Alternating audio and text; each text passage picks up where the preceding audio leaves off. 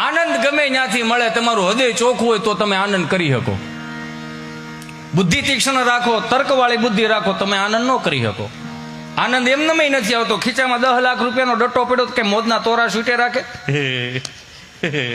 થઈ રહે તો મોઢું આવડું નથી થઈ જતું. એટલે પૈસામાં મજા નથી. નિજાનંદ ક્યારે આવે? હૃદય ચોખ્ખું હોય તો જ નિજાનંદ આવે.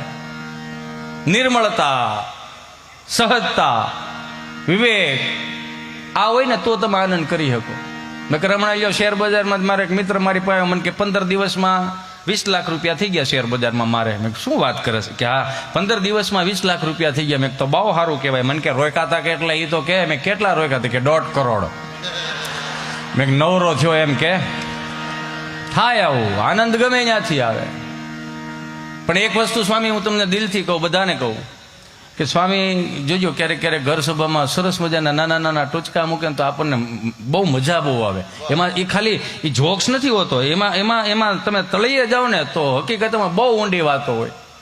અને આજની તારીખમાં તમે હું બધાએ જોઈએ છીએ કે ગામડાથી લઈને મહાનગરમાં ફરક બહુ પડી ગયો.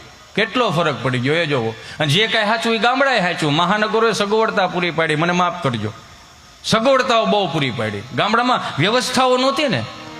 પણ એક સીધી વાત છે કે ગામડામાં જેણે જેણે આપણા બાપે આપણને અગવડતામાં મોટા કર્યા ને એટલે સગવડતાનું ભાન આવ્યું. આ સીધી વાત છે. અગવડતામાં મોટા કર્યા એટલે સગવડતાનું ભાન આવ્યું.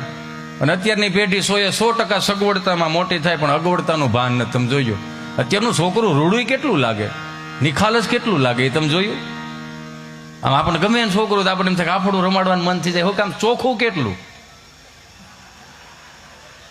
એક અમે બધા હતા, હું તો હતો જ એવો, પણ નાના હતા તે કેવા પણ એવા. આમ જો મારો રામ ભલું કરે છે. આપણી બાએ આપણને જેટલો પાકો માલ ખવડાવ્યો ને, પાકો માલ એટલે દહીં, દૂધ, ઘી, છાશ, સુરમાના લાડવા, હુખડી, દૂધપાક, જાદરિયું, લાપસી, પાકો માલ.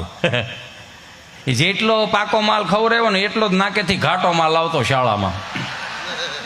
કેમ કે ગાયો ભેહું બાંધ્યા રહેતા ને એટલે પાકો માલ ઘી દૂધ ખવડાવે જ રાખે. આ મહાનગરમાં અત્યારે છોકરાને આવી શરદી નથી થતી. કેવી ઘાટી શરદી અમને. અત્યારનું છોકરું કેસર પિસ્તા રાજભોગ આઈસ્ક્રીમ ખાતું હોય ને તો મને શરદી યાદ આવે. આઈ મિસ યુ શરદી. આમ ફીલ થાય કે ઓહો અત્યારના છોકરાને શરદી જ નથી થતી. હું કામ શરદી જ નથી થતી? છોકરાને બિચારાને પાકો માલ નથી મળતો.